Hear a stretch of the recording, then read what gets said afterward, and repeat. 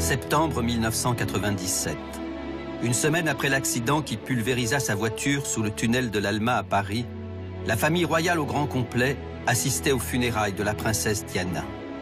Pourtant, pour la monarchie anglaise, cela faisait plusieurs années que la jeune femme était déjà morte.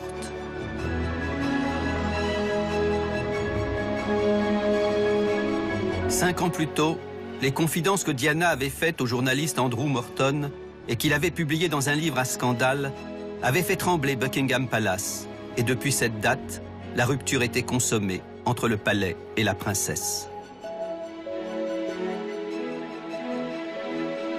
Les dernières années de la vie de Diana, ponctuées par une série de révélations sulfureuses, avaient donné lieu à une véritable guerre entre la cour d'Angleterre et celle que le peuple anglais continuera d'appeler jusqu'à sa mort et bien des années après, la princesse des cœurs.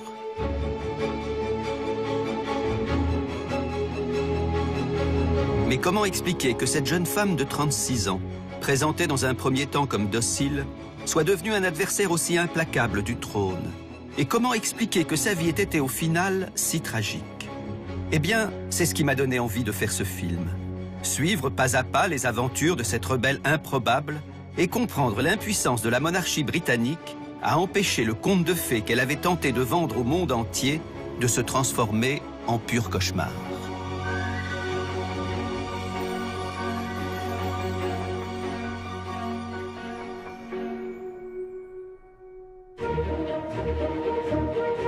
Le destin de Diana commença à se nouer le 1er juillet 1969, pendant l'une de ces cérémonies désuètes dont l'intérêt nous échappe, le jour où la reine intronisa Prince de Galles, son fils aîné, Charles. Prince de Galles, un titre accordé à tout héritier de la couronne d'Angleterre et qui signifiait au jeune homme la double mission qui était désormais la sienne, se marier et enfanter. Car c'était d'abord cela que depuis des siècles, on attendait en priorité d'un futur souverain. Qu'il règne, bien sûr, mais surtout qu'il s'occupe de perpétuer l'espèce. I, Charles, Prince of Wales, do become your liege man of life and limb, and of earthly worship. Et coïncidence, pure coïncidence, ce 1er juillet 1969, peut-être même à l'instant où la reine embrassait Charles, Diana fêtait son anniversaire sans savoir, la malheureuse, elle n'avait alors que 8 ans, que celui qui serait prochainement son futur mari allait lui gâcher la vie. Charles est quelqu'un de tourmenté lui aussi. Il n'a jamais été vraiment bien dans sa peau. Il se sentait rejeté par son père, il était intimidé par sa mère, et il ne se sentait pas à la hauteur du modèle qu'elle représentait pour lui. Il était aussi très conscient de ses obligations. C'est vraiment un homme de devoir.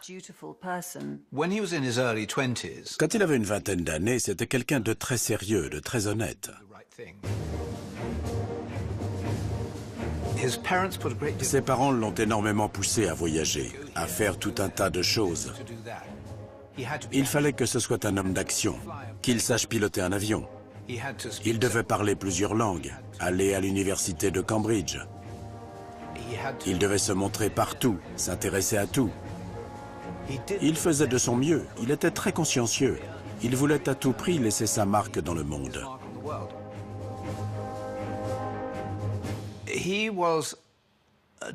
Il était travailleur, mesuré, réservé, et en même temps c'était quelqu'un d'insupportable, avec des idées bien arrêtées qui considéraient que chacun devait plier devant lui. Un bon petit prince, donc, mais habitué à ce que rien ni personne ne lui résiste, sinon sa mère et son père, qui lui en imposaient depuis l'enfance. Un bon petit prince, plus doué sans doute que la moyenne des têtes couronnées, parfaitement conscient de ses capacités et cherchant non seulement à dépasser ses limites physiques, ce qui était très bien vu à la cour, mais également à être politiquement utile, ce qui, pour un futur roi, n'était absolument pas nécessaire. Il casse les codes, il est considéré par sa mère comme quelqu'un de profondément dangereux pour la monarchie, mais pour le coup pour des raisons politiques. Il revendique certaines idées et une certaine façon de penser son rôle politique. Or, la monarchie anglaise tient aussi par le fait qu'elle n'exerce pas un rôle politique, mais un rôle symbolique. Il avait demandé à être nommé représentant de la reine en Australie. Et puis après, il avait voulu être nommé gouverneur de Hong Kong. Cette demande n'a pas été suivie par le gouvernement, d'abord parce que Charles était un peu imprévisible dans ses discours, donc c'était quand même assez compliqué. Du coup, Charles se consacre à des activités philanthropiques, et puis, effectivement, il semblait renâcler à réaliser ce qui est sa fonction première, donc produire un héritier pour la couronne, puisqu'il ne se mariait pas. C'est vrai, Charles avait un sérieux problème, en tout cas aux yeux de la famille royale. Il aimait trop les femmes et ne s'en cachait pas, ce dont un certain nombre d'entre elles ne semblaient manifestement pas se plaindre. Et si la reine, dans sa magnanimité, pouvait supporter de tels égarements chez un jeune prince de 18 ou 20 ans, il lui était beaucoup plus difficile de faire comme si de rien n'était, en constatant que son rejeton ne semblait pas se calmer la trentaine venue. Admiratrice éperdue, mannequin, vedette de cinéma, toutes ne cédaient pas à son charme, mais à son bras, à sa table ou sur une piste de danse, de fort jolies filles acceptaient de se mettre en scène avec lui devant les caméras.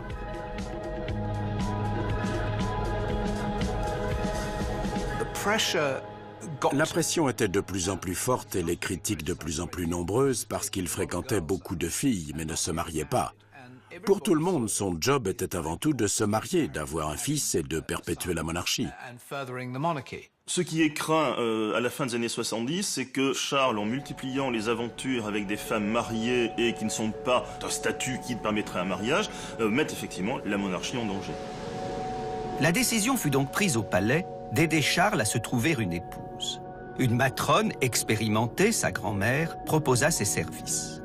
Née en 1900, la veuve du prince Albert, qui monta sur le trône sous le nom de George VI, était connue comme la reine-mère et particulièrement populaire. Charles, qui l'aimait et lui faisait confiance, la laissa piloter son futur mariage. Ce qu'on attendait du prince de Galles, c'était qu'il épouse soit quelqu'un de son milieu, de lignée royale, et de nombreuses princesses étrangères ont été pressenties, comme la princesse Astrid de Luxembourg par exemple, soit quelqu'un issu de l'aristocratie. Traditionnellement, la famille royale avait toujours procédé ainsi. On considérait qu'il était plus prudent de respecter un équilibre. Il était impensable qu'un prince épouse l'un de ses sujets. Sans compter la peur d'avoir quelqu'un au passé embarrassant qui aurait pu pousser certains à des indiscrétions dans la presse. Dès que Charles apparaissait en public avec une nouvelle petite amie, les journaux s'interrogeaient sur son passé, sur son expérience. Une façon polie de dire « est-elle vierge ?» Parce que même si à l'époque les Britanniques vivaient hors mariage, divorçaient, s'envoyaient en l'air, ils voulaient que la famille royale vive selon les critères de la génération précédente.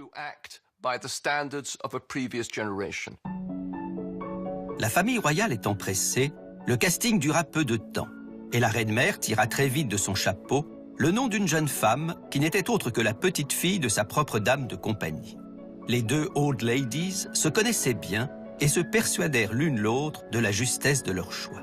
Diana Spencer, une aristocrate de 19 ans, issue d'une famille qu'on ne pouvait rêver plus respectable. La famille Spencer était très prestigieuse.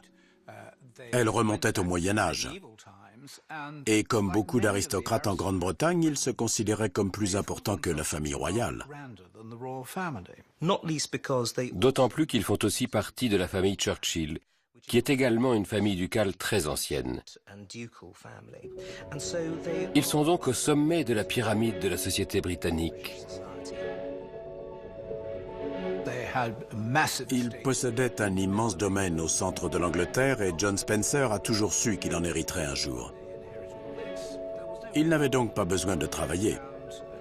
Il n'a pas fait grand-chose. Il s'est engagé dans l'armée, ensuite il a travaillé provisoirement pour la famille royale. Frances, la mère de Diana, était elle aussi une aristocrate.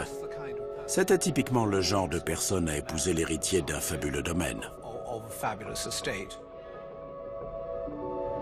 Et c'est ainsi que Diana vit le jour le 1er juillet 1961, dans le comté de Norfolk, précédée par 2 sœurs, Sarah et Jane. Charmante petite fille, mais qui obligea néanmoins sa mère à se remettre immédiatement à l'ouvrage pour engendrer cette fois un héritier mâle. Diana comprit très tôt qu'elle n'avait pas été désirée. Et même si ses parents l'aimaient, elle traversa son enfance en portant sur ses épaules le poids de la déception qui avait été la leur en découvrant que c'était une fille qu'ils avaient mise encore une fois au monde. Par chance, le vaste domaine de son père était superbe et Diana aimait s'y perdre dans les champs ou les bois qui l'entouraient. Rien ne manquait pour l'agrément de ses hôtes. Tennis, piscine, lac, haras. On pouvait croire à première vue que la future princesse était élevée dans un petit paradis terrestre. Pour la famille royale, Diana ne pouvait donc être qu'une rose anglaise, an English rose, qu'on pouvait acheter sur catalogue, les yeux quasiment fermés. Elle est jolie, elle est jeune, elle est vierge. En tout cas, on le suppose, et c'est quelque chose de très dur à trouver. Elle est timide, malléable. À l'époque, tout cela semblait parfait. Voilà pourquoi ils l'ont choisi. Ils l'ont sous-estimé. Son illustre pédigré leur convenait. Quant à sa personnalité, ils l'ont jugée docile. Elle ne l'était pas. C'est en effet l'erreur de casting du siècle. L'erreur d'un petit clan de privilégiés, coupé de la réalité du monde et affublé d'œillères bien plus handicapantes que celles des chevaux qui tiraient leur carrosse. Certes, dans le beau domaine des Spencer, l'herbe était grasse et les lits profonds. Mais derrière les murs, le malheur y avait régné en maître, pénible vérité dont la famille royale ne voulut rien savoir. Elle refusa notamment de voir que les parents de Diana avaient entretenu des rapports empreints de ressentiment et de violence, que dans ces salons chargés d'histoire, la future princesse y avait entendu tous les jours des cris, des injures, qu'elle y avait même vu son père frapper sa mère. Bref, que de son enfance, Diana était sortie plus que meurtrie, traumatisée. Selon une légende qui circule parmi la noblesse britannique, certaines familles ont un sang vicié. Et certains pensaient que les Spencer avaient un très mauvais sang. Les membres de cette famille étaient psychologiquement détraqués, aigris, tordus. Rappelez-vous le divorce de ses parents. Quand John et Frances ont divorcé, ça a vraiment été un choc. Les gens pensent que Frances a fui en abandonnant ses enfants. En fait, ce qu'il s'est passé, c'est qu'elle avait engagé une procédure de divorce à l'encontre de John, mettant en avant sa cruauté. Il faut toujours se demander, quand on parle de Diana, dans quel genre d'atmosphère a-t-elle grandi dans sa petite enfance avant le départ de sa mère. Beaucoup de choses pénibles se passaient chez elle. John Spencer était un proche de la famille royale. Il s'est débrouillé pour stopper l'action en justice de sa femme pour cruauté. Et il l'a accusée d'avoir déserté le domicile conjugal. Elle n'avait pas d'autre choix que de laisser ses enfants. Diana s'est alors sentie affreusement abandonnée. Ses 2 sœurs aînées avaient suivi leur mère à Londres. Elle est restée avec son père. Et son petit frère Charles et elle sont devenus inséparables pour se protéger mutuellement dans cette ambiance délétère.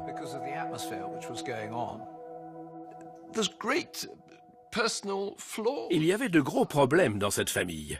Et si un travailleur social s'occupait d'une famille déchirée comme celle-ci dans une HLM de Birmingham, il trouverait normal qu'une fille issue d'une famille psychologiquement aussi perturbée, agressive, habituée aux coups de poignard dans le dos, soit elle aussi très perturbée. Diana a hérité de cette violence, mais elle a réussi à l'étouffer. Il était impossible de savoir vraiment ce qu'elle ressentait. Elle a appris très tôt à cacher ses sentiments. Elle est ainsi devenue un petit animal très complexe. Si on n'exprime pas ses sentiments, qu'on les garde pour soi, on devient quelqu'un de compliqué, et c'est ce qui lui est arrivé.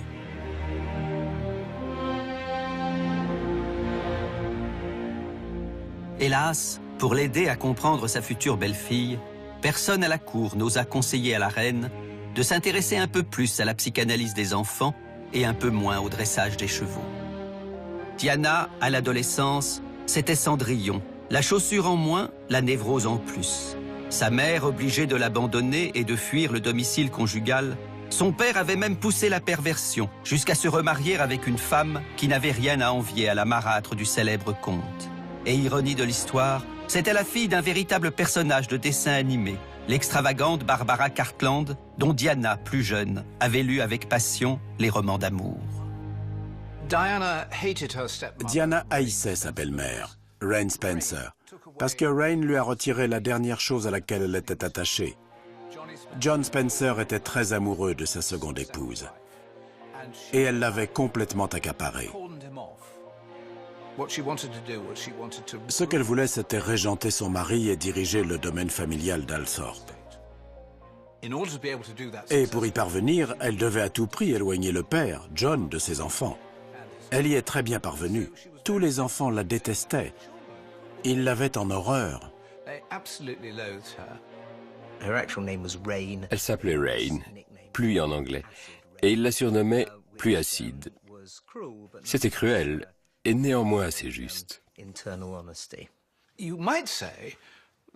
On pourrait dire qu'en acceptant d'épouser le prince Charles, Diana a trouvé le moyen d'échapper à l'épouvantable situation familiale dans laquelle elle se trouvait. À 18 ans, après une scolarité très moyenne et n'ayant pas l'intention de faire des études supérieures, Diana prit en effet ses clics et ses claques et partit vivre à Londres, partageant son appartement avec 3 copines. Sans aucun doute, la période la plus heureuse de sa vie, la plus insouciante, la plus drôle. Quand elle était adolescente, Diana menait à Londres une vie amusante où s'enchaînaient les apéritifs et les dîners entre copains.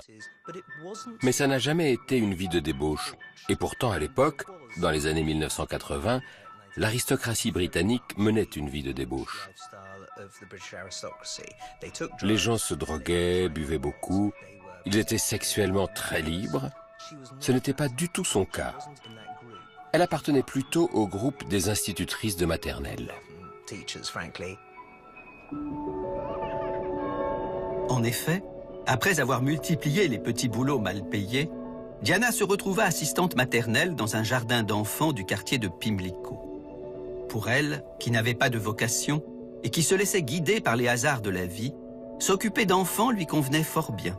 Et si la famille royale n'avait pas jeté son dévolu sur elle, il est possible qu'elle y serait restée quelques années de plus, dans l'attente du premier homme qui aurait fait battre son cœur.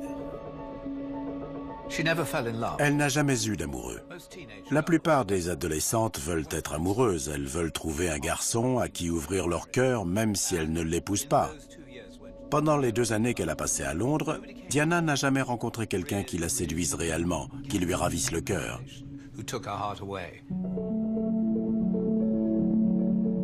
Et ce fut donc lui, l'homme que sa famille sommait de se marier, qui vint la voir un beau jour et lui demanda si elle voulait l'épouser, comme s'il allait de soi qu'elle réponde oui.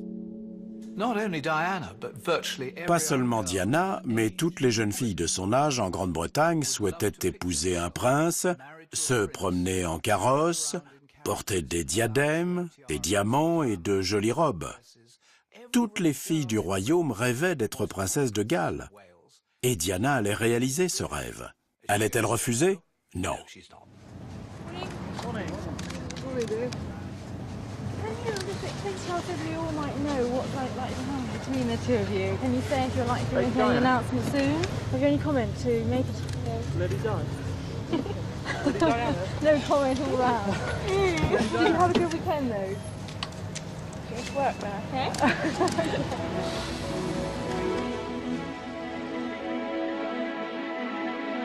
La réponse à la question qui taraudait les journalistes ne fut pas longue à venir.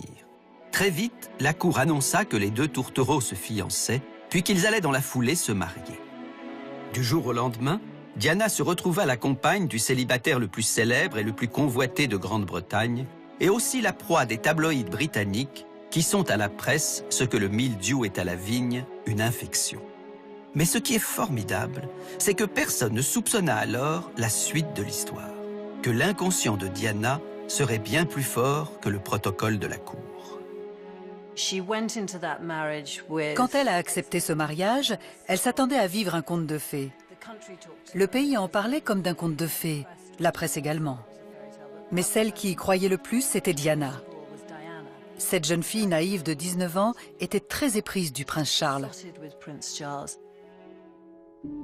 Diana et Charles. Charles et Diana, l'une des photos les plus réussies de leur couple et l'une des plus mensongères aussi. Car non seulement Charles avait accepté d'épouser Diana par obligation et non par amour, mais en plus son cœur, et depuis longtemps, était pris par une autre femme, Camilla Parker Bowles. Camilla tient un rôle capital dans cette histoire.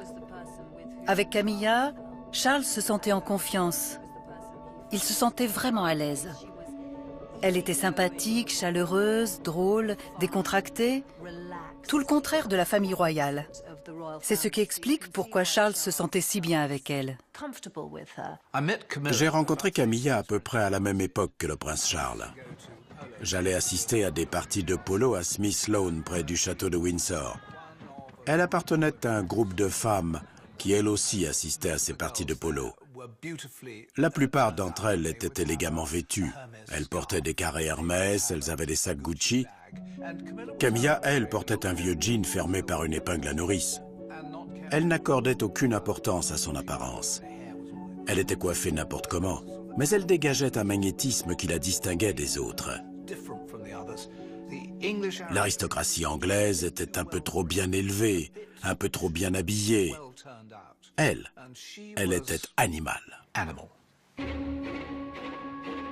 Le lien qui unissait Charles à Camilla était aussi fort qu'ancien. Mais l'épouser lui était impossible, Camilla n'étant pas de sang royal et n'appartenant pas davantage à l'aristocratie. Leur amour était d'emblée voué à la clandestinité.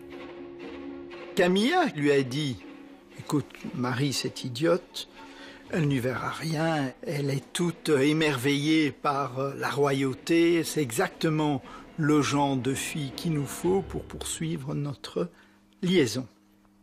Elle t'embêtera pas, elle comprend rien à rien, elle est idiote. » Elle l'appelait la souris, elle ressemblait à une souris. C'est le nom que lui donnait Camilla. Et c'est vrai que la petite souris, dans un premier temps, fut parfaite. Ayant emménagé au palais après l'annonce de ses fiançailles, elle en sortait de temps en temps pour une cérémonie, et en quelques semaines, on put croire qu'elle avait trouvé sa place dans sa nouvelle famille, qui l'exhibait comme un trophée. À l'époque du mariage, les deux époux se sont présentés au monde avec, d'un côté, le mari sérieux, raffiné, intello, sorti de Cambridge, et de l'autre, Diana, très heureuse de jouer la petite ingénue qui avait tout à apprendre de Charles. Ça aurait très bien pu marcher. Charles semblait en effet lui montrer la voie, inaugurant des expositions, coupant des rubans avec plus ou moins de talent. Diana à ses côtés pour sourire, charmer l'assistance, recevoir des fleurs ou des compliments.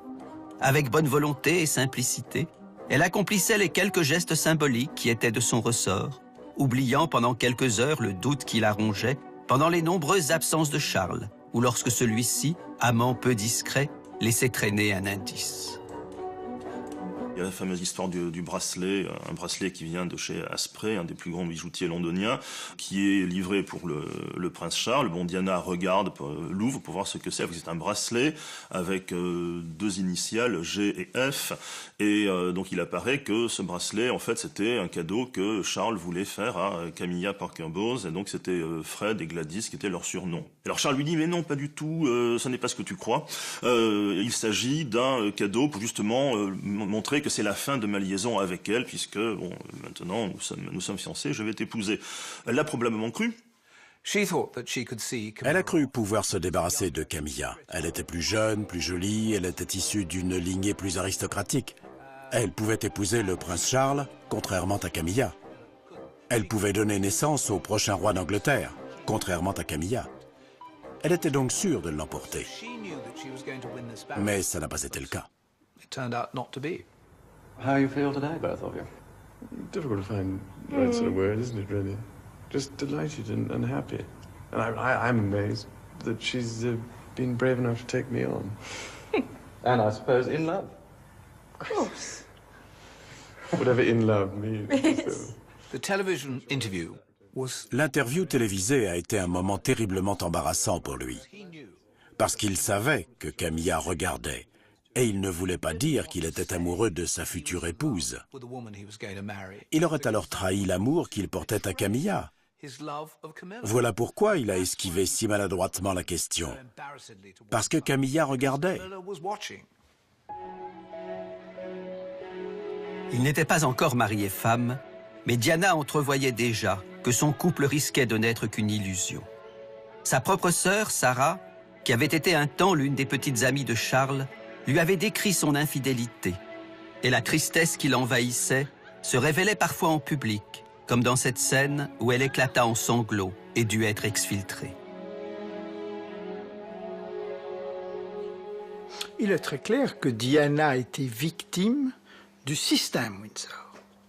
Ce système qui veut qu'on épouse quelqu'un de son milieu et, après cela, on a des aventures extra-conjugales tout en restant ensemble parce qu'il faut sauver la face dans le milieu social auquel on appartient. Donc c'est une victime de ce milieu. Mais en même temps, elle vient de ce milieu. Elle en connaît les codes. Elle est allée dans les écoles où on enseigne ces codes. Elle est allée aux parties qui se déroulent selon ces codes. Elle représente la société de classe dans toute son horreur, comme elle n'existe qu'au Royaume-Uni. Assurément, c'était une victime, mais la victime de sa propre ambition. Elle connaissait tout de la royauté. Elle s'est mariée sachant parfaitement à quoi ressemblait la vie derrière les murs du palais. Et elle s'est délibérément jetée dans la gueule des loups. Mais pour l'instant, aux yeux de l'immense majorité du peuple anglais, les loups du palais de Buckingham ressemblaient encore à des agneaux, et chacun se préparait donc avec enthousiasme au mariage de Charles et de Diana. Il faut dire que si la monarchie britannique coûte cher, elle génère également des centaines de millions de livres. Un mariage, une naissance, un jubilé, et voilà les affaires qui repartent de plus belle. Ce 29 juillet 1981, Diana pensait cependant à autre chose qu'à la rentabilité de ses épousailles. Car alors même que la foule et les journalistes se pressaient autour du palais, elle hésitait vraiment à se marier, demandant à ses sœurs si éventuellement il n'y avait pas un plan B. Il est vrai que la veille même des noces, Charles, au comble de la délicatesse, avait passé la nuit avec Camilla. Mais le jour dit, à l'heure dite, Diana fut néanmoins au rendez-vous et plusieurs centaines de millions de téléspectateurs la regardèrent se diriger vers la cathédrale Saint-Paul, accompagnée par son père. « Tu ne peux pas reculer, lui avaient répondu ses sœurs. Ton visage est déjà imprimé sur les serviettes et les tasses de thé. » Et Diana avança vers l'autel, comme si elle n'avait pas d'autre choix que de faire don de sa personne à la monarchie. Au troisième rang, parmi les invités de marque, se tenait la maîtresse de son mari, tailleur gris pâle, petit chapeau à voilette, la preuve vivante de la mascarade royale à laquelle tout le monde faisait semblant de croire. I, Diana Francis. I, Diana Francis. Take thee, Charles Philip Arthur George. Take thee, Philip Charles Arthur George. To my wedded husband. To my wedded husband. To have and to hold. To have and to hold. From this day forward. From this day forward. For better, for worse. For better, for worse. For richer, for poorer. For richer, for poorer. In sickness and in health. In sickness and in health. To love and to cherish. To love and to cherish. Till death us do part. Till death us do part. And thereto I give thee my troth. And thereto I give thee my troth.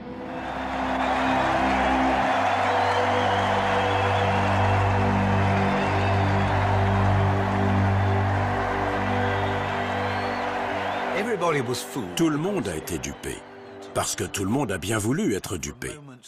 Pendant un moment, les Anglais se sont autorisés à croire en quelque chose d'invraisemblable. Voilà cette jeune fille de 19 ans, belle et séduisante, qui épouse l'héritier du trône. Ils font ce jour-là la une des médias du monde entier. Il y a des photos de partout. Bien sûr que tout le monde voulait croire à une véritable histoire d'amour.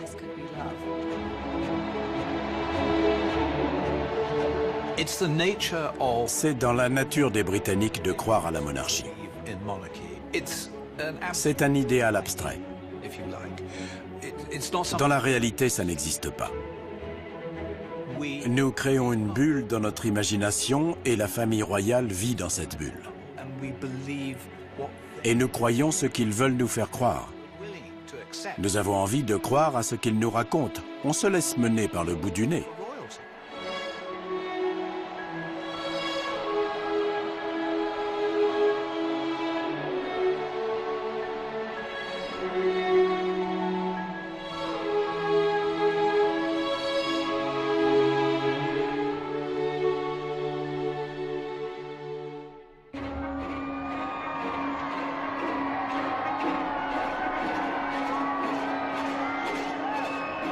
Après le mariage, on le devine, vint le voyage de noces. Mais si Diana avait espéré que son séjour sur le yacht Britannia serait l'occasion d'être enfin seule avec Charles, si elle avait même simplement imaginé qu'il profiterait de ces quelques jours où tous les jeunes mariés se consacrent l'un à l'autre pour se rapprocher, nul doute qu'elle fut déçue. Elle avait décrit son mariage comme la journée la plus confuse de sa vie. De sa lune de miel, elle dira « Ce fut une excellente occasion pour rattraper mon sommeil ». Pendant que Charles trompait son ennui avec quelques-unes des 300 personnes, membres de l'équipage ou invités, qui s'étaient embarqués avec lui, Diana passa en effet son temps à dormir. Mais de retour sur la terre ferme, la jeune mariée, bon petit soldat, accepta de jouer une nouvelle scénette de la Comédie du Bonheur et révéla à cette occasion ses talents d'actrice, offrant aux photographes les images qu'on attendait d'elle. Photogénique à souhait, elle apparut si souriante qu'aujourd'hui encore, en la voyant radieuse, on peut se prendre à douter du mal-être profond qui était le sien et de l'omniprésence de Camilla. The princess didn't say an awful lot, but she was asked how she was liking married life.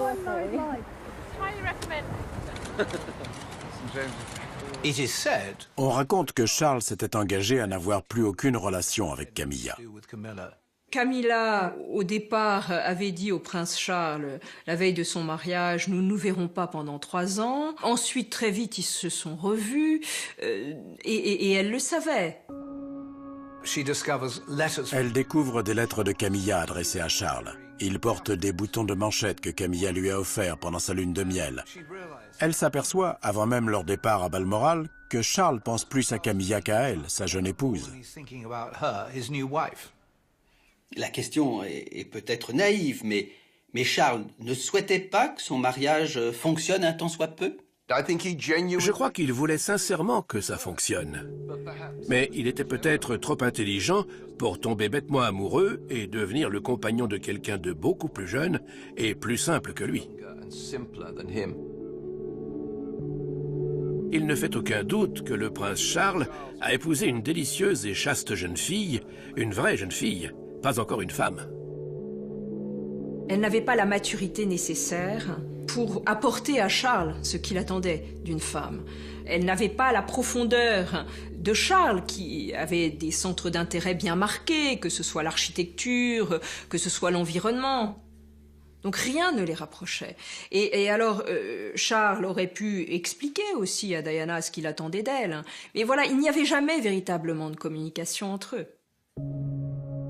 À vrai dire, personne ne communiquait dans la famille royale, comme si chacun mettait un point d'honneur à se priver de cette faculté, pourtant très utile, qu'on appelle la parole, et qui permet d'exprimer sa pensée ou ses sentiments au moyen de sons. Elle a été en quelque sorte jetée dans cette famille sans avoir personne pour l'aider à comprendre quel allait être désormais son métier de princesse de Galles.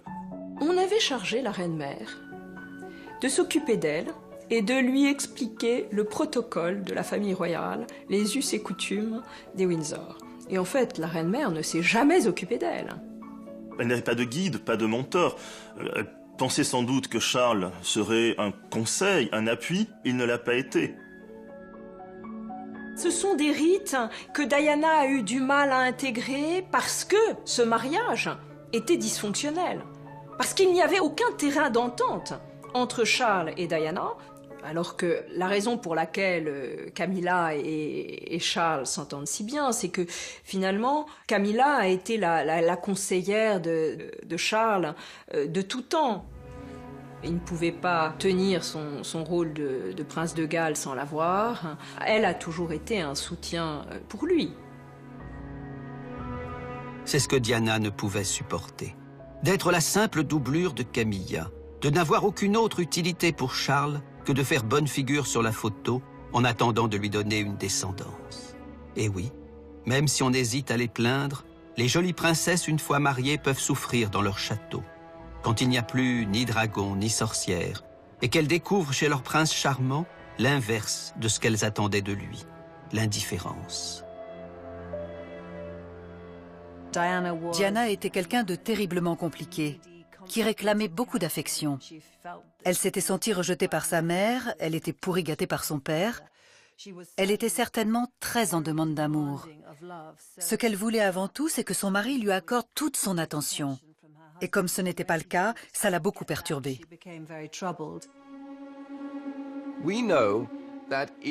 On sait que dans les premiers mois de son séjour à Balmoral, Diana a commencé à se comporter d'une façon très étrange.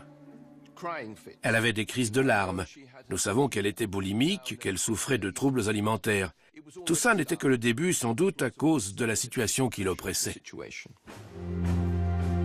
Des symptômes nombreux que produisait Diana, Charles ne savait que faire. Il supportait d'autant moins son hystérie flamboyante qu'il avait lui-même intégré dès son plus jeune âge la morale victorienne. Never complain, never explain. Ne jamais se plaindre, ne jamais chercher à expliquer ce qui ne va pas. Offrir en permanence au monde un visage impassible et pour cela fuir comme la peste l'expression des sentiments. Diana, elle, en était incapable.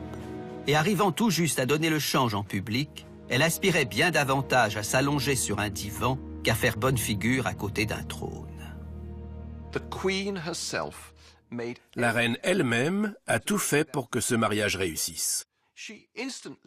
Elle a immédiatement organisé pour Diana des rendez-vous secrets avec d'éminents psychologues pour qu'ils lui parlent, la conseillent.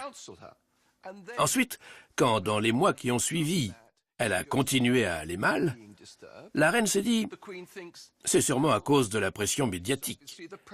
Et pour la première fois de sa vie, elle a convoqué tous les rédacteurs de presse écrite pour leur demander de laisser Diana tranquille. Mais il était déjà trop tard pour que les bonnes intentions de la reine produisent leur effet. Trop tard pour que les tourments de Diana s'apaisent. Trop tard pour que la presse accepte de laisser tranquille une personnalité qui prenait aussi bien la lumière. Car depuis son mariage, la popularité de la princesse n'avait fait que grandir. Chacune de ses apparitions provoquait un véritable engouement dans la foule des badauds. Et Charles finalement s'en félicitait, bénéficiant lui aussi de ce regain d'amour pour la monarchie. Avec condescendance, il regardait cette femme qu'il savait si fragile faire aussi bon visage en public, convaincu que le moment venu, elle se rangerait derrière lui. Charles n'était encore que prince. Quand il deviendrait roi, Diana serait bien obligée de lui laisser la première place sous les projecteurs. Et alors, comme toutes les épouses d'un souverain régnant, elle perdrait inévitablement de sa superbe. Cela étant, pensait Charles, ne traînons pas et passons tout de suite à l'essentiel, c'est-à-dire à l'étape suivante. C'est le rôle principal qu'on attendait de la princesse Diana lorsqu'elle est entrée dans la famille Windsor, produire 2 héritiers. Oui, que Diana engendre 2 héritiers, un de plus que nécessaire, par sécurité, on n'est jamais assez prudent. Charles disait qu'il en faut toujours un de rechange, c'était son expression. On l'imagine facilement, l'annonce de la grossesse de Diana, enceinte 2 mois à peine après son mariage, fut saluée à la cour par un ouf de soulagement. Après tout, le plan conçu par la famille royale n'était peut-être pas si mauvais. Hélas, 3 fois hélas, c'était compté sans cet étrange phénomène que Freud appelait la compulsion de destin, comme un formidable appétit de mort qui plaçait sans cesse Diana en porte-à-faux par rapport au bonheur. Et c'est ainsi qu'enceinte, elle se jeta violemment dans l'escalier, laissant le palais résonner du bruit d'une princesse qui tombe. Sa chute dans les escaliers était de toute évidence un appel à l'aide. c'était de toute évidence le signe d'une instabilité vraiment profonde. Elle portait dans son ventre le futur roi d'Angleterre. Elle portait dans son ventre sa mission. On l'a sortie de nulle part d'abord et avant tout pour pondre ce bébé qu'elle a fait très rapidement, pour que le spectacle continue.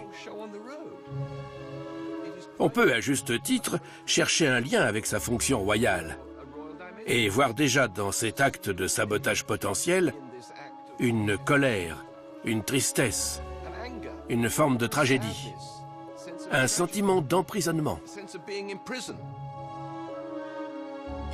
Elle a alors pris conscience de façon évidente du pétrin dans lequel elle s'était fourrée et qui semblait sans issue à l'époque.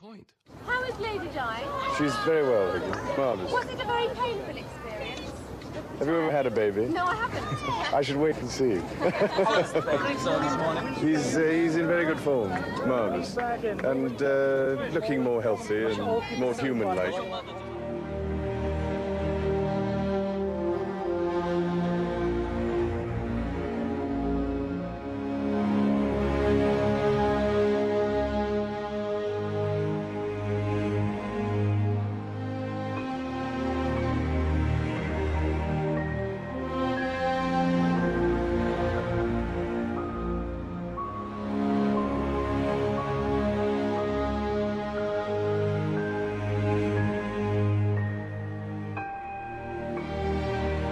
La comédie du bonheur, acte 2.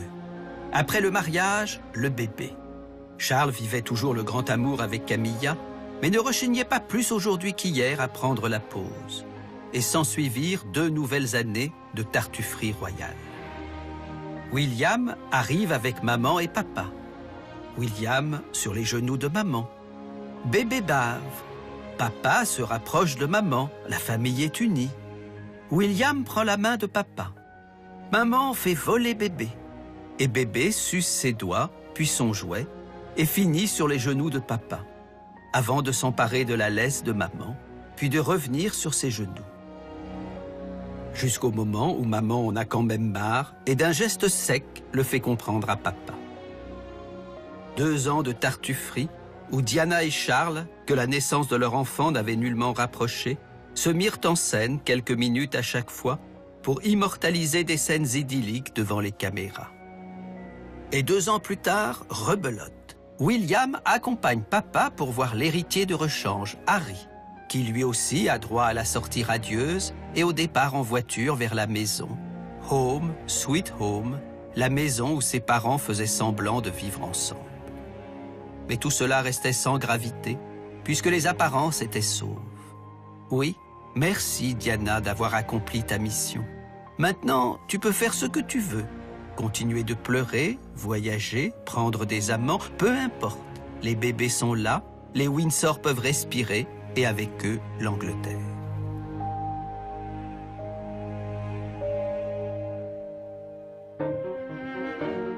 L'histoire de Diana aurait pu s'arrêter ici. Ses enfants auraient grandi auprès de leur mère, et le service de communication du palais aurait géré avec bienveillance toutes les étapes de leur vie, comme ici, à l'entrée en classe du petit prince William, que ses parents surnommaient affectueusement Wombat, nom d'une famille de marsupiaux vivant dans les forêts d'Australie. À chaque fois, nous aurions été au rendez-vous de tous ces joyeux moments de la vie, où il faut vraiment avoir un cœur de pierre pour ne pas être attendri. « Que veux-tu faire plus tard » demanda un jour Charles à son fils aîné. « Je veux être policier pour protéger maman » répondit le bambin. « Impossible » répondit Charles. « Tu dois être roi. » Et en attendant de monter lui-même sur le trône, Charles, ne bougeant pas d'un pouce, serait resté identique à lui-même, menant sa double vie et son mariage à 3, tout en aimant ses enfants à défaut d'aimer sa femme. Et au polo, le dimanche, il aurait été comme toujours parfait, tandis que Diana, dans les tribunes, se serait ennuyée comme un rat mort, mais avec élégance, spécialité britannique où la reine excelle et qui vous fait vieillir d'1 an en 10 minutes. Toute sa vie, Diana aurait eu cet air détaché et triste, ce regard de mort-vivant, cette allure de zombie distingué, son petit bouquet à la main, échangeant quelques paroles protocolaires avec sa belle-mère, dont la froideur lui glaçait les os. Seulement voilà, se produisit alors quelque chose que personne n'avait prévu et certainement pas l'intéressait elle-même quand elle épousa son bonhomme de mari. En quelques années, Diana était devenue une star. Ou plutôt, en quelques années, elle avait changé de statut. De star essentiellement locale, comme le prince Philippe ou les autres membres de la famille royale, à l'exception de la reine, elle était devenue star planétaire. Le fait d'être à la fois membre de la famille royale et d'être belle a provoqué le déchaînement des médias. Je crois qu'elle était consentante.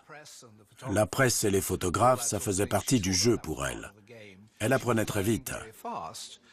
Et rapidement, elle a vu son visage faire la couverture des magazines pour lesquels elle devait payer autrefois.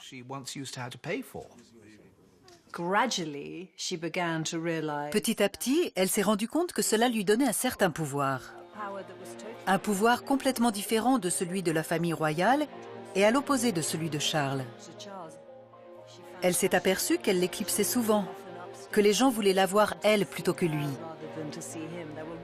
Lors de certains voyages officiels, les gens criaient « Nous voulons Diana, nous voulons Diana !» S'il se trouvait du côté où passait Charles, on sentait que les gens étaient déçus, ce qui le rendait furieux et très malheureux. Après tout, c'était un rôle qu'il jouait depuis l'enfance, pour lequel il avait été préparé toute sa vie. Elle a éclipsé le prince de Galles. Un petit peu comme Jackie Kennedy avait éclipsé son mari dans les visites officielles. Ce n'est pas le rôle d'une princesse, du tout. Et du coup, il était inévitable, quand ça a débuté, que le reste de la cour commence à s'inquiéter.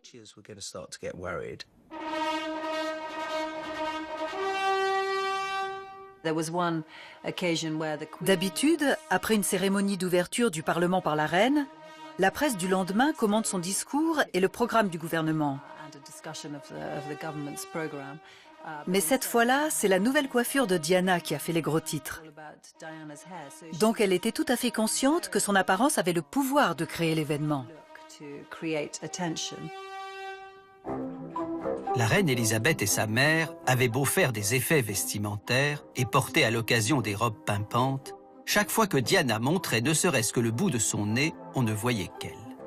Ayant engagé un coach pour travailler sa voix et un entraîneur sportif pour affiner sa silhouette ou apprendre à se tenir, elle faisait régulièrement de la natation, des exercices de gymnastique, du tai chi chuan, et cela ne passait pas inaperçu. Diana a créé un nouvel intérêt pour la monarchie. Elle électrisait les foules. Tout le monde s'intéressait à elle parce qu'elle était très glamour. Elle a modernisé l'image de la famille royale, de par ses tenues, de par son panache, son sens de la cérémonie. À une époque où finalement la famille royale était un petit peu triste, elle n'arrivait pas à entrer dans la modernité. Diana, qui n'avait jamais eu conscience de son charme, commençait à se trouver belle. Et elle commençait surtout à comprendre qu'elle pouvait utiliser à son profit ce titre d'Altesse royale qu'elle avait jusque-là subi. Et Charles, bien obligé de l'emmener avec lui dans ses voyages officiels, comme ici en France, devait supporter les 1001 compliments que recevait sa femme et que du coup, on ne lui adressait pas. Et permettez-moi d'ajouter, madame, que votre charme et votre élégance ont depuis longtemps séduit tous les Français.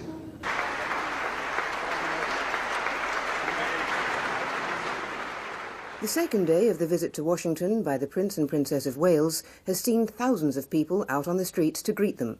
But it's last night's banquet at the White House, when the Princess danced with film star John Travolta, that's still the main talking point. It was glamorous night at the White House. Mrs. Reagan was in charge of who stood where, but there was only one star on this stage. The princess's new evening gown of midnight blue velvet was complemented by a choker of pearls with the centerpiece of a stunning sapphire. Hollywood was making its entrance. Clint Eastwood managed to smile for once. Neil Diamond said he'd sing for the princess. If I'm asked to, I'll be happy to sing. What would you sing? Tom Selleck was hoping for a dance. That would be nice. It was altogether a great night. Neil Diamond did sing, and John Travolta had a Saturday night dance with the princess. Mais Diana n'était pas seulement une princesse d'apparat. Même si elle se complaisait sous les ors des palais, il est clair qu'elle n'aurait jamais pu être aussi populaire si elle ne s'était pas montrée humainement différente des autres membres de sa caste. Diana est devenue célèbre parce qu'elle appartenait à la famille royale. Mais on l'aimait parce qu'elle était tout le contraire de la famille royale. Elle était tellement fragile. Quand elle était heureuse ou triste, elle le montrait. Et c'est ce qui a plu aux gens et qu'ils ont senti très vite. Diana savait d'instinct établir un contact avec les gens. Elle ne voulait pas être quelqu'un de distant qui salue derrière la vitre d'un carrosse. Elle voulait aider les gens. Elle était très attentionnée avec les enfants, les personnes âgées, les malades et ceux qui souffrent. Dans sa dernière interview, elle a dit « Je suis plus proche des gens d'en bas que de ceux d'en haut ». Elle avait une empathie naturelle. Et comme elle avait elle-même beaucoup souffert, elle comprenait le malheur. Diana, c'est une icône pop. C'est l'équivalent dans le monde des têtes couronnées de ce que peut être Michael Jackson. C'est en effet une culture qui mêle cette forme de bienveillance, d'empathie, pleine d'émotions. On est dans l'univers de la pop culture que peuvent représenter des chanteurs qui, la main sur le cœur, vont aller faire du charity business. On est dans un monde qui a abandonné la politique, qui a abandonné l'idée de changer la vie et qui se replie sur quelques images qui vont permettre de faire rêver. Néanmoins, soyons justes, Diana ne se contenta pas d'avoir quelques bonnes œuvres. Voulant laisser sa marque et bousculer la routine philanthropique du palais, elle élargit considérablement le champ des interventions charitables de la famille royale. Lorsque elle va rendre visite à des lépreux dans des léproseries, dans un déplacement en Inde, par exemple, eh bien ça, c'est quelque chose que aucune princesse n'avait fait avant elle. Ce sont plus les pauvres ou les enfants malades en Angleterre. Ce sont des catégories qui n'existaient pas, si je puis dire, auparavant. Lorsque elle prend un malade du sida dans les bras, on en est encore à s'imaginer qu'on peut attraper le sida en serrant la main de quelqu'un qui est malade. The princess met the staff, including Shane Snape, who is 28, a state-enrolled nurse, and himself a carrier of the AIDS virus. He's had it for 2 years. To reach out and touch. Le fait de toucher la main d'un malade du sida dans les années 1980, c'était vraiment révolutionnaire. Personne, et pas seulement dans la famille royale, n'aurait fait une chose pareille. C'était tout à fait naturel pour elle dans cette situation. Pas question de se protéger en portant des gants. As the years went by, les années passant, on l'a vu développer une grande intelligence, une grande compréhension des choses. Diana était incroyablement dynamique. Ce n'était peut-être pas une intellectuelle, mais elle avait le sens des réalités et des vérités profondes de la vie. Elle savait que Charles refusait de l'admettre et que le système monarchique lui aussi refusait de l'admettre.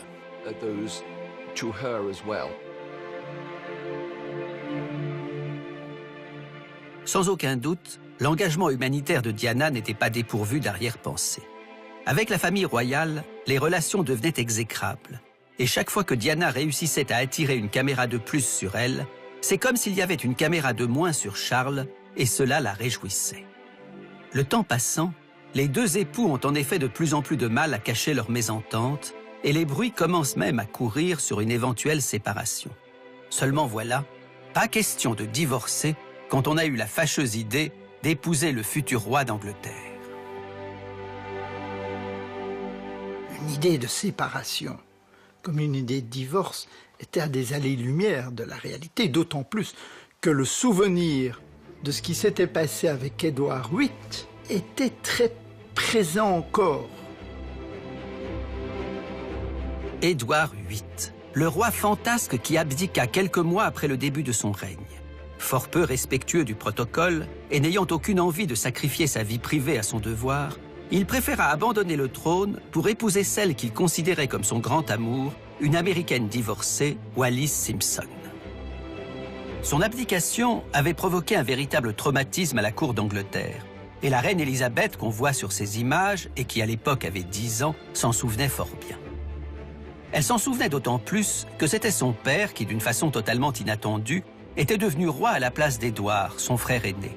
Et d'ailleurs, sans l'abdication de ce dernier, Élisabeth, à la génération suivante, ne serait jamais devenue reine.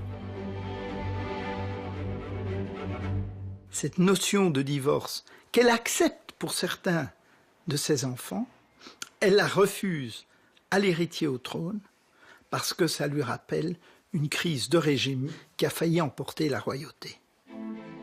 Mais à la différence d'Élisabeth, Diana, elle, se moquait de cette histoire et de ses conséquences. Diana incarne une génération qui n'a plus de mémoire, qui n'a plus de patrimoine culturel. Elle n'est pas portée par tout ce qui a fait l'histoire de l'Angleterre. Et c'est tout le conflit, en effet, sans doute, entre ces deux femmes. L'une est le produit d'une nation millénaire qui essaye de perpétuer sa façon d'être au monde, alors que l'autre est le produit d'une société de consommation dans laquelle les personnages, les têtes couronnées, les personnages publics sont un bien de consommation comme les autres.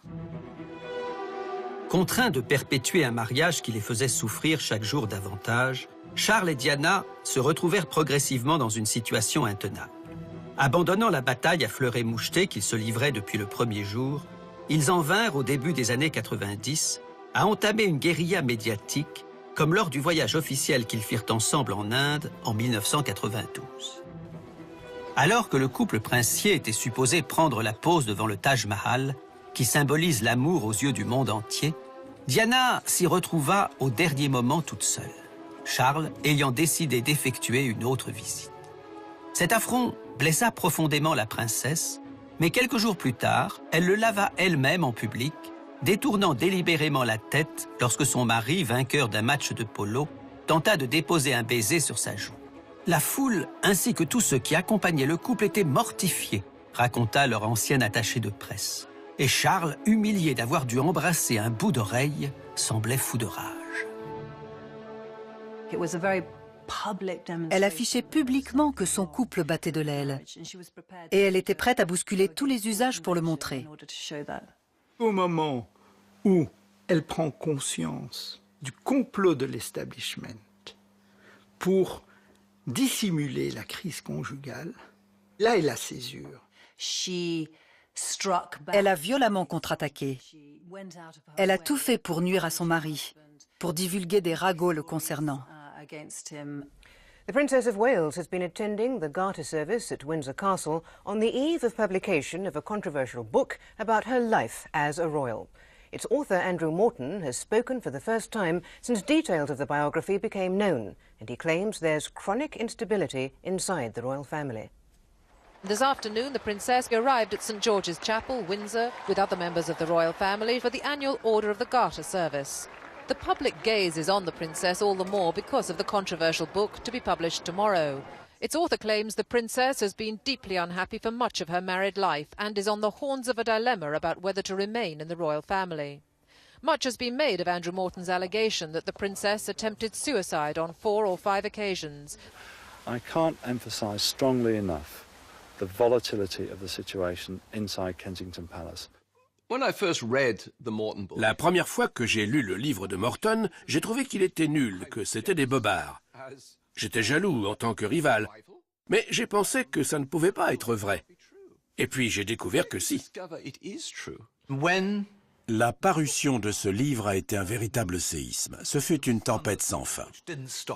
Les révélations les plus choquantes concernaient l'extrême toxicité de ce mariage.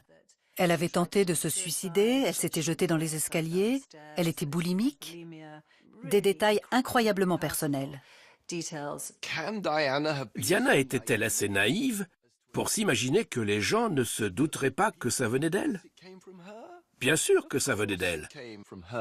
This is what the Princess of Wales has told her friends about what happened to her in 1982, in the early 80s. Buckingham Palace say the Princess did not give authorization for any of her friends to speak to Andrew Morton. She did her best to look composed, but the strain has been showing. Elle espérait pouvoir entretenir l'illusion que c'était ses amis qui avaient parlé à Morton, et pas elle. alors que ce n'était pas le cas. Elle a dénudé, si je puis dire, le prince Charles. Diana a cassé tous les codes, notamment celui que même les tabloïds ne révèlent pas, le pire de ce qui se passe dans la vie privée des royals. Il n'y a aucune pudeur, aucune tenue, aucun sens de l'intime. C'est le brouillage des catégories entre la vie privée et la vie publique. C'est une forme de pornographie de l'émotion. Et puis, on a découvert l'habile stratégie élaborée par Diana elle-même pour manigancer toute l'affaire. Les éditeurs étaient réticents. Elle s'est personnellement engagée à confirmer que c'était vrai. Elle voulait à tout prix que le livre sorte. Elle savait brillamment manipuler les médias. Mais comme beaucoup de ceux qui ont du pouvoir, elle manquait de jugement. Et en autorisant la publication du livre d'Andrew Morton, elle a failli casser la machine. Beaucoup de gens ont alors considéré que les Windsor n'étaient pas capables de gouverner. Elle a réalisé que c'était elle qui avait tué la confiance des gens dans la monarchie. C'était une sorte de guillotine. En tout cas, c'était une déclaration de guerre. Impossible de faire marche arrière. Après ça, il était absolument impensable qu'elle retrouve sa place dans la famille royale. Elle avait déjà bouleversé le protocole, mais là, c'était comme si elle avait craché au visage de la reine et du reste de la famille royale. C'était absolument intolérable. Dernier voyage officiel de Charles et de Diana, la Corée. Peu de temps avant de partir, ils s'étaient violemment disputés. Diana n'ayant pas supporté les rumeurs sur sa santé mentale que l'entourage du prince avait fait courir.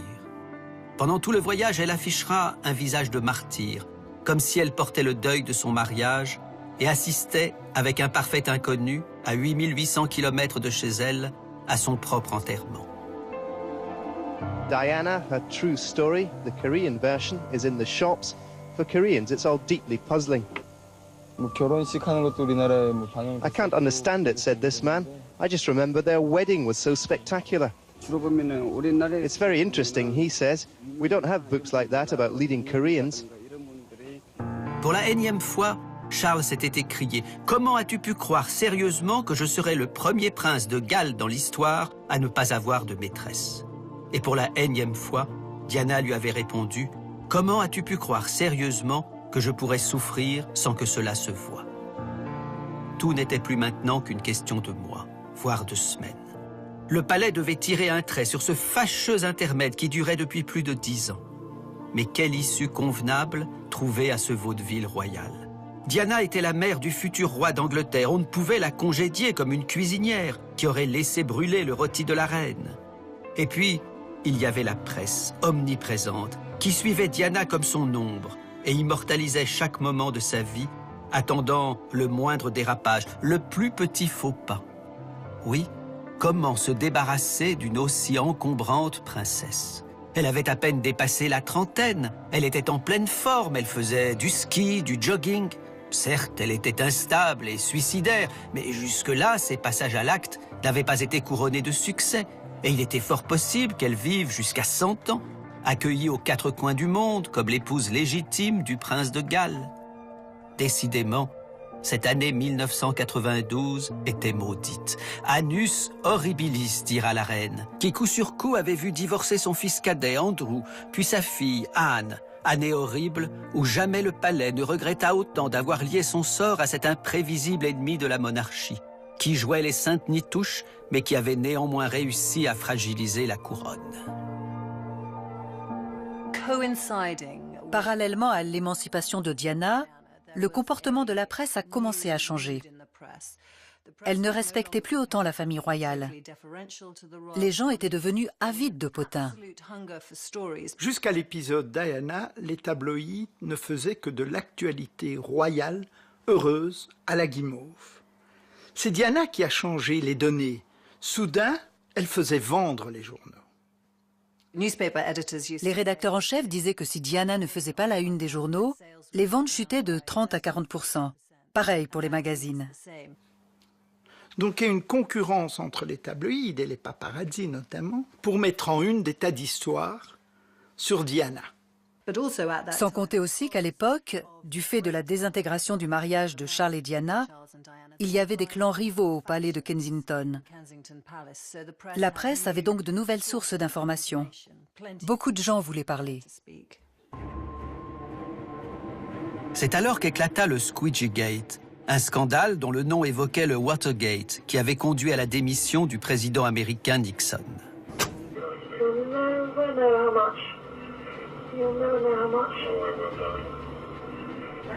Le Sun publia la retranscription d'une conversation privée entre Diana et l'un de ses amants. Conversation interceptée à même de déstabiliser la princesse. On l'entendait par exemple dire à plusieurs reprises « je t'aime » et son amant la gratifiait de surnoms affectueux et intraduisibles comme Squeegee. Était-ce bien la voix de Diana? Qui était son mystérieux interlocuteur? Journalistes et experts en tout genre s'en donnèrent à cœur joie. Based on newspaper reports yesterday, the palace said simply that the evidence to hand did not lead it to believe that the tape should be taken seriously. Today, after listening to part of the recording, a spokesman said that what he'd heard suggested that it was not possible to reach a conclusion. L'homme de la cassette fut identifié comme étant le nommé James Gilbey, et l'Angleterre découvrit celui qui réussissait donc à combler Diana d'une façon autrement plus convaincante que Charles. On était en décembre 1992, l'annus horribilis arrivait à son terme, il était temps de tirer le rideau, et c'est ce que fit le Premier ministre John Major en annonçant officiellement la séparation de Charles et de Diana. The Prince and Princess of Wales have decided to separate. Their Royal Highnesses have no plans to divorce, and their constitutional positions are unaffected. This decision has been reached amicably, and they will both continue to participate fully in the upbringing of their children. Their Royal Highnesses will continue to carry out full and separate programs of public engagements and will from time to time attend family occasions and national events together. En réalité, la séparation ne régla rien. Et à partir de ce moment-là, Diana sembla au contraire se déchaîner. Pas une semaine, presque pas un jour sans une rumeur, sans une révélation sur ses peines de cœur ou ses ennuis domestiques. Elle a un côté très très petit bourgeois, Diana, dans sa façon de mettre en avant ses malheurs personnels, de les jouer sur la scène et de montrer que ce dont elle rêve, c'est son épanouissement, elle rêve de vivre comme tout le monde. Dénoncer l'hypocrisie au nom d'une cause, au nom d'une collectivité, au nom de l'égalité, oui. Mais il n'y a pas d'héroïsme à dénoncer l'hypocrisie de l'étiquette quand c'est uniquement parce que cette étiquette vous a empêché de vivre votre bonheur individuel. Elle restait quelqu'un qui jouissait de privilèges et qui n'a pas remis en cause la nature même de ces privilèges. Elle a remis en cause le fait que ça l'empêchait d'être heureuse. Le prince pensait en avoir fini avec ce qui était pour lui aussi un calvaire. Mais son épouse, car John Major l'avait bien précisé, ils étaient séparés, pas divorcés. Mais son épouse, considérant qu'il était loin d'avoir bu le calice jusqu'à la lie, ne cessait de le poursuivre de sa vindicte, l'empêchant de jouir tranquillement de ses passions, y compris des plus paisibles. Et Diana, jubilant d'avoir retrouvé ce qui ressemblait à la liberté, rayonnait. Car même si son agenda continuait de comporter nombre d'obligations officielles, celle-ci était moins pesante et lui laissait du temps pour batifoler à sa guise, y compris avec les hommes. La presse se fit l'écho d'une liaison avec son moniteur d'équitation, d'une autre avec son garde du corps, d'une autre encore avec un marchand d'art, lui-même marié. Mais vraies ou fausses, ces liaisons adultérines n'empêchaient pas les enfants de considérer leur princesse comme un modèle à qui ils étaient heureux d'offrir des fleurs à chaque occasion. Radieuse, légère, détendue. Tous ceux qui ont croisé Diana au cours de sa visite en France sont unanimes, la princesse de Galles semble avoir un poids de moins sur les épaules. On conçoit aisément que loin de Buckingham et de son carcan, son chaperon ni époux, Diana soit infiniment plus à l'aise, infiniment plus elle-même. En tout cas, le prince Charles a fêté samedi son 44e anniversaire seul. En guise de cadeau, les journaux anglais ont étalé à la une ses conversations avec celle qui serait sa maîtresse de longue date, Camilla Parker Bowles. Diana, victime de ce genre de mésaventure quelques mois plus tôt, était hier souriante. Peut-être pensait-elle qu'après tout, c'est bien chacun son tour. It was only a matter of time before the tabloids printed what's been circulating in private for days, the full transcript of an alleged conversation between the Prince of Wales and Camilla Parker Bowles. Eh oui, car après le Diana Gate, il y eut le Camilla Gate, tout ce que les Anglais avaient toujours voulu savoir sur les relations entre Charles et Camilla, sans jamais oser le leur demander. Comment ils se parlaient dans l'intimité, quels mots doux ou crus ils s'échangeaient, à l'abri des regards, mais manifestement pas des oreilles indiscrètes. Charles, je veux me sentir tout contre toi, de haut en bas, dedans et dehors. Camilla, c'est exactement ce dont j'ai besoin en ce moment. Charles, je voudrais vivre caché dans ton pantalon, ce serait beaucoup plus facile de te voir. Que Dieu me pardonne, j'aimerais être ton Tampax. Et Camilla de lui répondre que l'idée était marvelous, merveilleuse. Cette conversation était enregistrée par un radio amateur australien qui l'a revendue à un tabloïd. Je crois qu'à ce moment-là, beaucoup de Britanniques sont dégoûtés, mais des deux, de Diana et de Charles. Mais la presse tabloïde, elle, estime qu'il n'y a plus de barrière.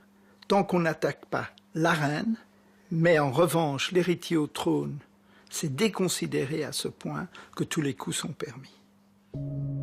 Pour Charles, il n'est plus question dès lors de se réfugier dans le silence. Parler à son tour, se trouver lui aussi un biographe et ne plus cacher son malaise et même son désarroi. The most damaging charge that is made in relation to your marriage is that you were, because of your relationship with Camilla Parker Bowles, from the beginning, persistently unfaithful to your wife and thus caused the breakdown. What is your response to that persistent criticism? That's the persistent criticism, is it? Well, and the trouble is, you see, that these things, again, as I was saying earlier, are so personal. It's difficult to know quite how to talk about these things in front of everybody. And obviously, I don't think many people would want to. Did you try to be faithful and honourable to your wife when you took on the vow of marriage? Yes, absolutely. And you were? Yes. Until it became irretrievably broken down. Étonnante histoire décidément que celle de Diana. Pour ma part, je ne me lasse pas d'imaginer à quoi ils pouvaient bien penser, et Charles et la reine, quand côte à côte ils écoutaient cette musique, qui si belle fut-elle, avait peu de chance d'adoucir leurs mœurs. Le mariage, écrivait Nietzsche, est la forme la plus mensongère des relations entre un homme et une femme. C'est pourquoi il jouit de l'approbation des belles âmes. À quoi pouvait bien penser Diana, sinon qu'elle s'était trompée de vie, de belle famille et de mari. Un peu plus tard, cependant, dans une déclaration solennelle, elle exprima une autre conviction, que les enfants qu'elle avait eus avec Charles étaient son bien le plus précieux. Over the next few months, I will be seeking a more suitable way of combining a meaningful public role with hopefully a more private life. My first priority will continue to be our children, William and Harry, who deserve as much love and care and attention as I am able to give, as well as an appreciation of the tradition into which they were born. Je crois qu'à l'évidence, c'était une vraie mère, une mère très aimante, très attentionnée. Il suffit d'entendre les princes William et Harry parler de leur mère pour comprendre à quel point ils sont dévoués à sa mémoire. À l'évidence, ils étaient très proches.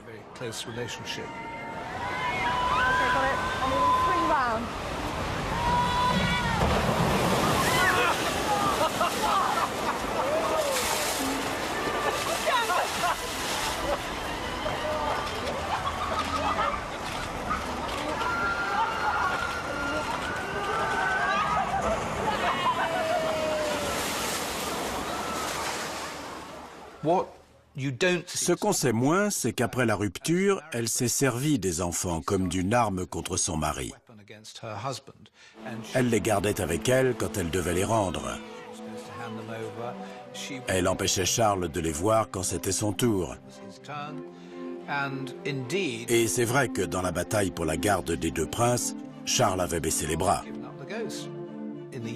L'année où elle est morte, il a vu ses enfants 34 jours. Le reste du temps, ils étaient avec Diana. Elle les utilisait comme une arme. Harry, Harry, Harry! No, Mama, you can't touch it. Mama, you can't touch it. Who has to? You has to, because we saw him. It's very successful. C'est là sans doute que Charles et la famille royale ont compris que la petite jeune fille de 19 ans qu'ils étaient venus chercher pour qu'elle perpétue la lignée des Windsor leur ferait payer au prix fort la mission qu'elle avait remplie. Elle voulait que cela soit bien clair. William et Harry n'étaient pas la propriété du palais. Ces enfants étaient d'abord et avant tout les siens. Certes, ils s'inscrivaient dans une histoire séculaire. Bien évidemment, ils avaient un père, et tant mieux s'ils les aimaient et en avaient de temps en temps la charge, histoire de jouer avec eux ou de leur transmettre un peu de son savoir. Mais ils avaient surtout une mère, et aux yeux de Diana, quand il serait temps pour William de régner, la cour ne devait jamais oublier que c'était la chair de sa chair qui monterait sur le trône. Et d'ici là, Diana ne raterait pas une occasion de le rappeler à tous. Elle est devenue manipulatrice. Elle considérait qu'elle était en permanence discréditée par la famille royale et par le prince Charles. Alors elle est devenue très manipulatrice. Elle voulait à tout prix emporter toutes les décisions. Elle ne voulait pas se plier aux volontés de la famille royale. Et elle manipulait les gens. C'est à ce moment-là qu'elle a laissé échapper ses émotions refoulées. Quand on parle avec les gens qui ont travaillé pour elle, ils vous disent à quel point elle pouvait être sournoise. Ce qui s'ensuivit fut cette fois une véritable guerre. Plus aucune réserve, plus aucune nuance. Allait devenir notoire tout ce qu'on avait laissé lire sur les visages ou entendre entre les lignes, tout ce qui n'avait pas encore été dit explicitement, officiellement. Et comme des milliers d'autres enfants qui voient la haine s'emparer de leurs parents et les consumer, William et Harry devinrent les témoins du plus médiatisé déchirement familial de la monarchie. Car leur mère ne voulait pas seulement s'échapper de l'enfer de Buckingham, elle voulait, telle Attila, que l'herbe ne repousse pas là où son cheval était passé. Jamais la cour d'Angleterre n'allait connaître pareille offense publique de l'un de ses membres. Il s'est passé un certain temps entre la sortie du livre de Morton et le moment où elle a compris que son mariage était fini. Et dès lors, son but ultime a été de détruire le prince Charles. Se venger était sa priorité. Elle détestait la famille royale et la cour. Elle savait que son mariage était fichu et elle voulait, comme Samson, détruire le temple.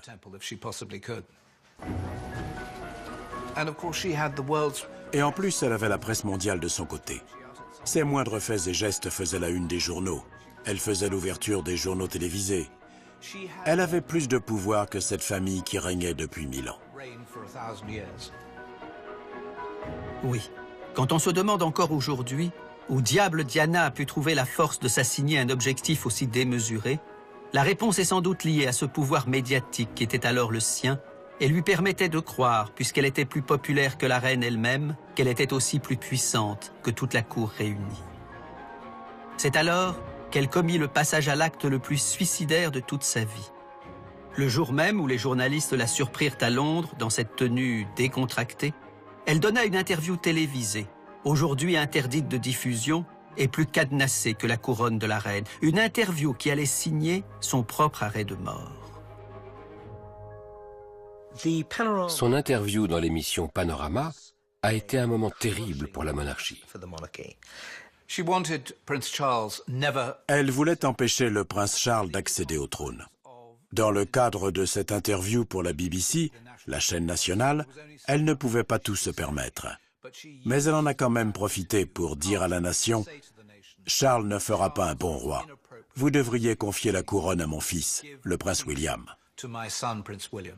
D'où à partir de ce moment-là l'hostilité ouverte de la reine qui la traite de cinglée, parce qu'elle remet en cause l'institution royale. Elle remet en cause l'ordre de succession. Son sort est scellé. Elle s'attaque à 1000 ans d'histoire. Et elle n'a pas compris qu'à un certain moment, elle avait dépassé la ligne jaune. Elle pouvait avoir tous les Allemands qu'elle voulait, du moment qu'elle respectait les règles de la firme. La firme, vous savez, c'est la famille royale, enfin c'est le mot que...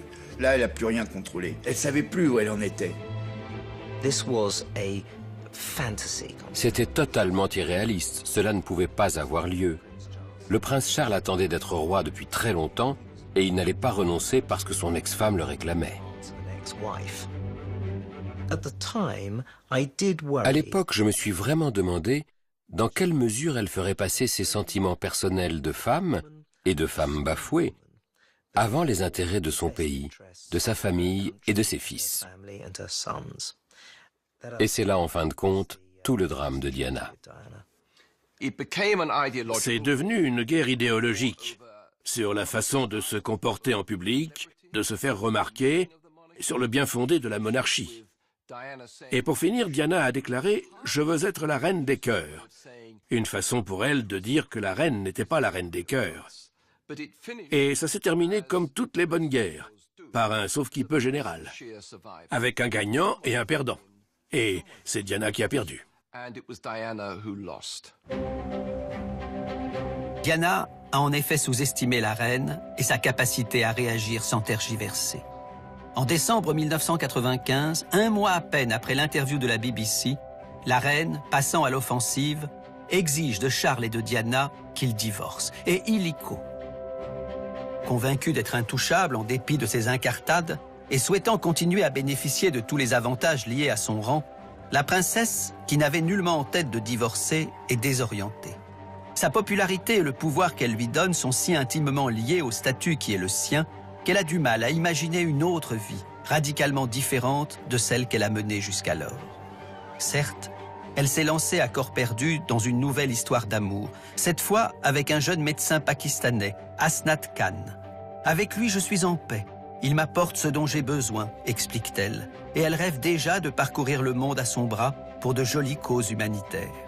D'ailleurs, à l'occasion d'une collecte de fonds au Pakistan, elle ira même voir sa famille à Lahore, où elle est prête à vivre s'il le faut. D'où la rumeur qui commence à se répandre. Par amour, la mère du futur roi d'Angleterre serait prête à se convertir à l'islam. Mais tout cela, cet amour, cet homme, cette possible expatriation, n'est-ce pas pure chimère? Et au final, poussée au divorce, ne se retrouvera-t-elle pas désespérément seule? On the day the divorce she never wanted was finalised, Diana, Princess of Wales as she now is, was on familiar ground, besieged by the world's media. And of immediate interest was the fact that the princess was still wearing her engagement and her wedding ring. She was said to be in good spirits, if a little quieter than usual. Her status has now been inexorably altered. Against her wishes, she's had to relinquish the title Her Royal Highness, but she'll still no doubt be known as Princess Diana, a title she could only aspire to if she'd been born a princess. Août 1996, août 1997. Une année pile sépare le divorce de Diana de sa mort, et cette année n'est qu'une lente descente aux enfers. Oh, les paillettes sont toujours au rendez-vous, et les photographes, et les robes de soirée, et les mains qu'on serre, et les escaliers qu'on descend avec prestance pour quelques petits tours de piste ou pour une remise de récompense à une quelconque personnalité méritante. Diana applaudit à tout rompre. Mais pour saluer quelle bataille et quelle victoire! Dans quelques secondes, une voix d'homme va résonner. « Move to New York, installe-toi à New York », lui dira la voix. Et le public de rire devant le regard mélancolique de la belle qui se sait exilée de Londres, exilée de son pays, exilée de sa vie.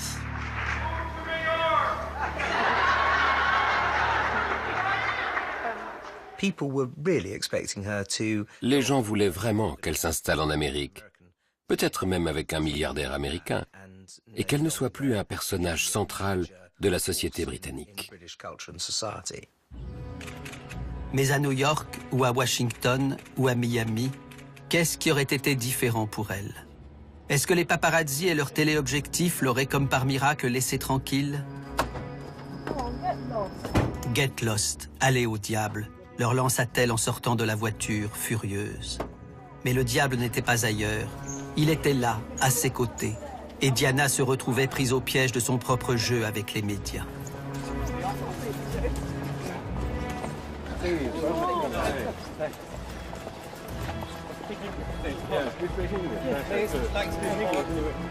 Pas une minute de répit, même en vacances avec ses enfants.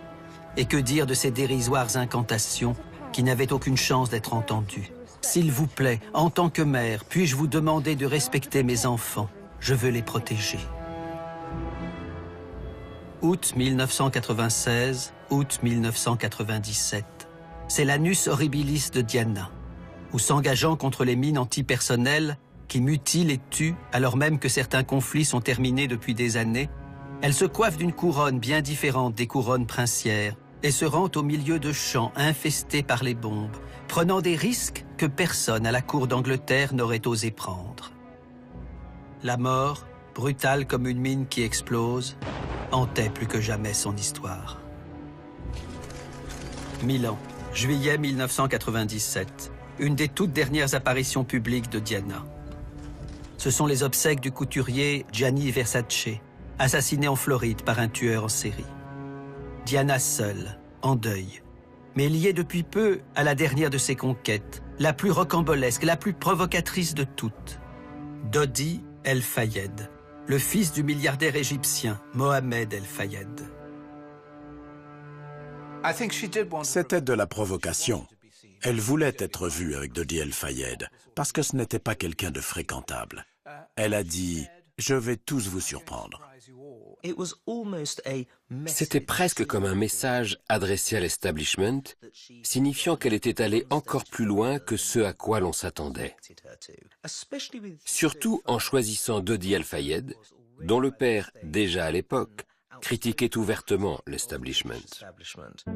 Mohamed El Fayed a toujours voulu rentrer dans l'establishment. Et évidemment, c'est pas un club. C'est pas parce qu'on a de l'argent et qu'on peut payer la cotisation qu'on peut être admis au club. Et ça, il en a ressenti une énorme frustration.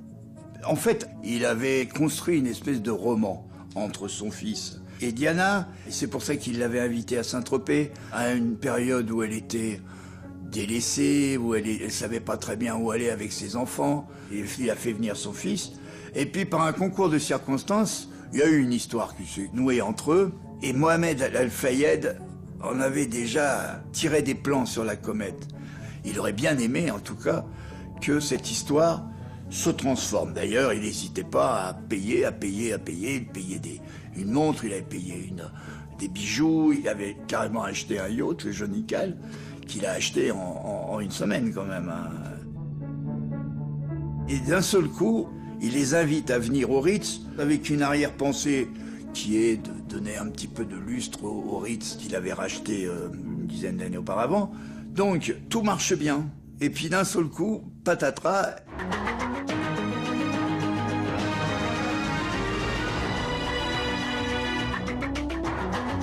Madame, monsieur, bonjour. La princesse de Galles, Lady Di, est morte cette nuit à Paris dans un accident de voiture. Elle se trouvait avec son ami, le milliardaire saoudien Dodi El Fayed, mort lui aussi, ainsi que le chauffeur de leur voiture, un employé de l'hôtel Ritz. Lady Di et Dodi El Fayed étaient arrivés hier à Paris. Au sortir du Ritz, leur voiture, une Mercedes noire, a été prise en chasse par des paparazzis. L'accident a eu lieu dans le tunnel du pont de l'Alma vers minuit. Le chauffeur a perdu le contrôle de la Mercedes qui roulait, semble-t-il, à très très vive allure. La princesse, elle, est décédée 4 heures plus tard à l'hôpital de la Pitié-Salpêtrière. Jamais elle aurait dû se trouver dans cette voiture quand même, puisque normalement elle avait un chauffeur qui était expérimenté, dans une autre Mercedes qui était, elle, habituelle. Jamais son chauffeur n'aurait essayé de conduire comme un fou dans les rues de Paris. Enfin, c'est une règle, tous les chauffeurs de maître vous le diront. Et jamais cet accident n'aurait dû avoir lieu. L'émotion submergea l'Angleterre. Diana était trop familière à chacun pour disparaître ainsi de la première page des journaux. Le conflit violent qui l'opposait à la famille royale était si notoire que sa mort apparut comme une victoire du palais, sinon comme l'aboutissement d'un complot. Et des millions d'Anglais, voulurent non seulement la pleurer, mais aussi la venger. Et l'attitude de la famille royale, lymphatique et distante comme à l'ordinaire, leur apparut cette fois insupportable. J'étais dans la foule les jours qui ont suivi la mort de Diana. Au début, tout le monde était sous le choc, parce que cette personne si célèbre, si jeune, si dynamique, si pleine de vie, était morte d'une façon tellement violente et choquante. Et puis les gens ont exprimé leur profond chagrin en apportant des fleurs, des montagnes de fleurs qui s'étalaient devant le palais de Buckingham. Mais cette vive émotion, au bout de quelques jours, s'est transformée en autre chose. Elle s'est retournée contre la famille royale parce que la famille royale ne réagissait pas. C'était comme s'ils restaient cloîtrés à Balmoral et n'étaient pas concernés par l'émotion du peuple. And I'm devastated. I'm a great royalist. It's just too terrible. I just feel it is my duty to be here to say goodbye to Diane, my princess. I don't think I would have done this for any other member of the royal family. La semaine qui a suivi la mort de Diana a été sans doute la pire de l'histoire de la maison Windsor. Les gens ont douté de la capacité de la famille royale à les comprendre. La reine a refusé d'admettre la violence de l'impact de la mort de Diana sur la nation. Pour les gens, elle restait un membre de la famille royale. C'était la mère du futur roi. Mais pour le palais, elle n'était plus rien. À quoi bon faire tant d'histoires? Et le symbole de tout ça a été le drapeau du palais de Buckingham. Il n'avait pas été hissé à mi-mât, il n'était pas en berne.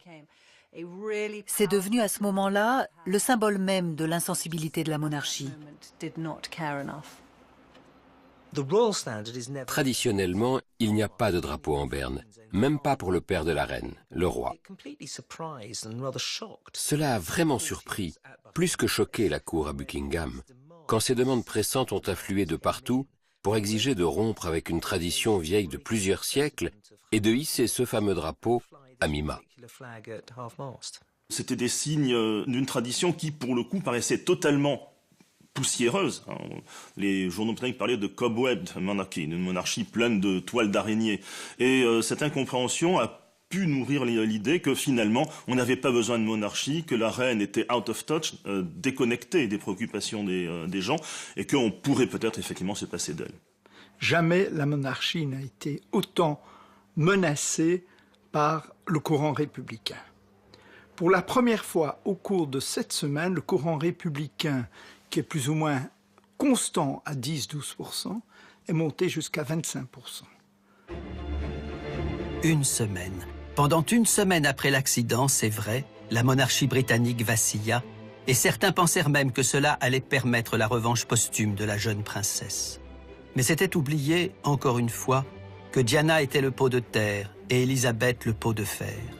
Cornaquée par Tony Blair, son nouveau Premier ministre, la reine, grandiose professionnelle de l'hypocrisie, réussit en 48 heures à retourner la situation en sa faveur par son ton patelin et son émotion feinte.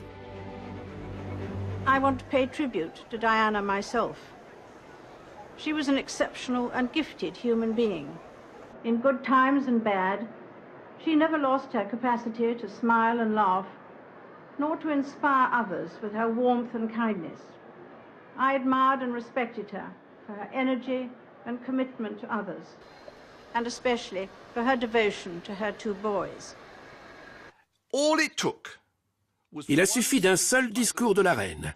Il a suffi qu'elle rentre à Londres et que les garçons viennent voir les fleurs, puis suivent le cercueil de leur mère, pour que tout rentre dans l'ordre. La monarchie a gagné, comme toujours. Cela prouve à quel point la famille royale peut être en fin de compte flexible. Ils savent formidablement tirer leur épingle du jeu. Si le peuple réclame quelque chose, ils savent crever l'abcès et agir en conséquence de façon à désamorcer les critiques. Peu après la mort de Diana, a eu lieu le 50e anniversaire du mariage d'Élisabeth et Philippe. On n'imagine pas d'événement royal plus célébré. Comme si rien ne s'était passé. Les eaux se sont refermées sur Diana et elle a été totalement oubliée. Diana oubliée. On a du mal à le croire. Et pourtant, ce n'est pas un hasard s'il n'y a qu'un petit bassin et un parc pour enfants qui portent son nom à Londres. La monarchie anglaise est aujourd'hui d'autant plus rayonnante qu'amnésique. Charles a fini par épouser Camilla. Kate est devenue la nouvelle princesse en vogue. Et la reine est plus que jamais vissée à son trône. Mais après tout, qu'est-ce que Diana aurait bien pu changer à l'ordre du monde? Ce n'était pas une insurgée, juste une jeune princesse émotive, belle et malheureuse en son royaume, et qui claquait des portes ou cassait des vases. Diana était une image. Elle s'inscrivait dans l'éphémère, le consumérisme et le spectacle. Cela étant, elle n'en a pas moins été un moment de grâce dans l'histoire féroce de la monarchie anglaise. Elle avait d'incontestables qualités humaines, une vraie compassion pour les plus faibles, et l'admiration qu'elle portait à ceux qui, comme Mère Teresa, vouent leur vie aux plus démunis, était sincère. Quand Nelson Mandela la rencontra peu de temps avant qu'elle ne meure à Paris, la sympathie qu'il lui témoigna n'avait rien de protocolaire.